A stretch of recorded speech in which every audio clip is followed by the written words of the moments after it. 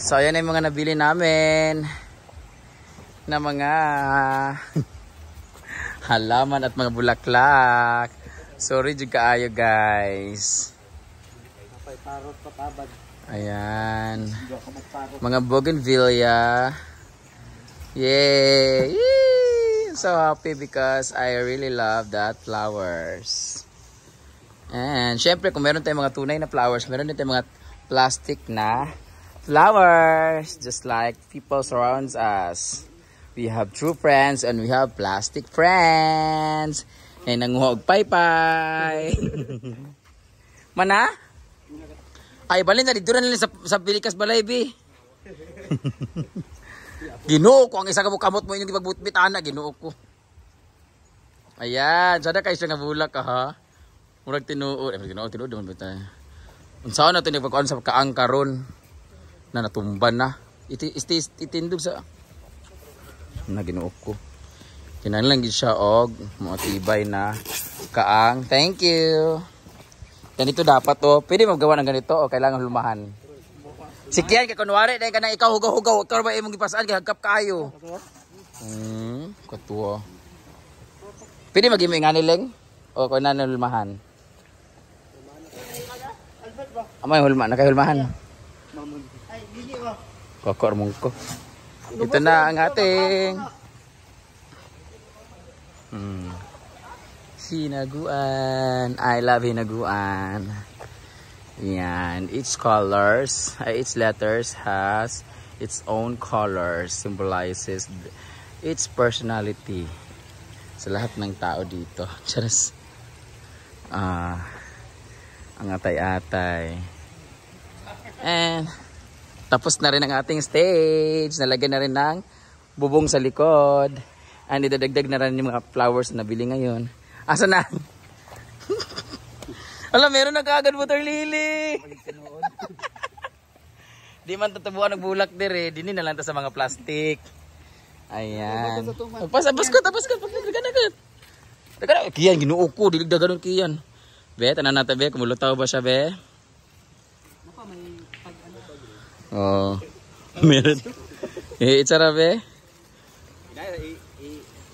Wow, oh, diba? Colorful lang ato kuan. Ang tag, ginuo ko, wala giwat kuan ang tag. Mahilan ta din nang 49 ra ba na? Dili pikas uban kiyan, ginuo ko. 20 na pinakabuok. Ayaw ko na ng bougainvillea ko na yan. Pangit na bougainvillea, ilabay ko na yan. Charas. Hindi pa nadiligan kasi. Ito yung dati kong mga bougainvillea. Dry kasi yung ano niya dahon. At mga gumamela, different variety. Nawala ang mga dahon sa ayan. Grabe kiyan bilaw. Diba colorful.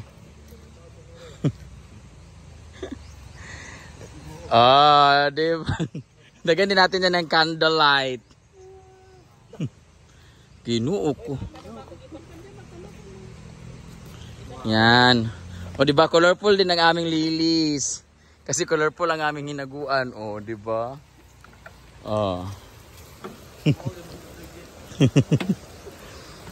Diba? 20 na kabuok. Pila na kabuok? Colorful ng aming pool. Nabali na. Ginuo ko dyan! Wala ko ay tag. Muna na dadji.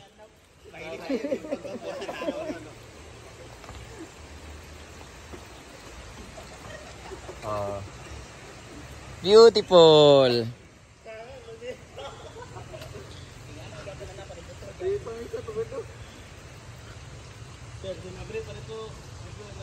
Last na lang ang gagawin natin, yung pag sabit ng mga grabe. Doon kami bumili ng mga bougainvillea sa ano namin, suki. So, sa pagpapatuloy guys, umorder pa ako nitong sawali or amakan kasi ayan o. Yung sa taas kasi, sobrang lapad na kasi ng stage namin. So kung ida-dark ko siya ng buong black, parang obligado na siyang kailangan dekorasyonan ng pag may event. Eh, ang lapad at ang laki talaga. So, ginawa ko, lalagyan ko lang siya ng decorative na kawayan sa taas. Tapos pipinturahan na black para may decoration siya. Tapos, butas-butas siya, diba? Para native pa rin, aesthetic pa rin yung dating. So, ayan. Ikakat na nila yan para ilagay doon sa taas. Tapos open lang yung sa may taas para kita pa rin yung design na meron siyang canopy sa likod. And sila naman ay nagpapatuloy sa pagpipintura kasi ay natanggal lagi. Dali na tatanggalin di eh? Tinanggal na nila yung brace. Wala. Gayawa. May pako dani doy ha. Ba, may lansang ha, taas kayo ha. Hindi pa nila napinturahan kasi yung ibang mga yan, poste na yan, tapos nakaganon. Pipinturahan na ng black para hindi siya maging visible masyado. At nilagyan ko rin siya ng bulaklak dito para hindi makita yung water pump namin. And papatanggal na rin tong poste para pagkatanggal ng poste, ilalagay ko na dyan yung mga bougainvillea na nandun. Ayan. Tapos, flower check. Water lily na mulaklak na. Nasugat ako. Shit. Ano ba? Ano ba ito ha? Kausli.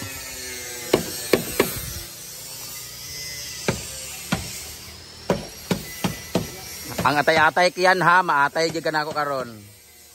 Bumili na rin pala ako nung ano, ng mga tanim kahapon. Tas pinesto ko na rin siya kung saan da itatanim. Para paglaki niyan, maganda na yung usbong na dyan. Para matrim-trim lang siya. So nakahilera na dito, 1, 2, 3, 4, 5, 6, 7, 8, yan. Para mas makita yung mga plaka. Wala pala kaming hagdanan guys, manghiram pa kami by Moments of Jana. Moments by Jana. Nang hagdanan para ikabit na yung mga flowers, ay mga balls. Tabingi siya ho, paulit ko yun. Para ilagay yung mga binili namin kahapon na mga ganyan. Para makompleto na siya. And dito naman tayo sa ating ulam for today's video.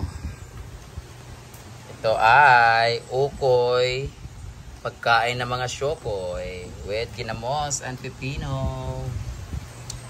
And chop suey na tira kagabi. At mayroon ding sinabawang isda by J-Pod. Oh, ayan ang ating sinabawang fish chengyare. Kakain na tayo kasi gutom na ang nag-live show.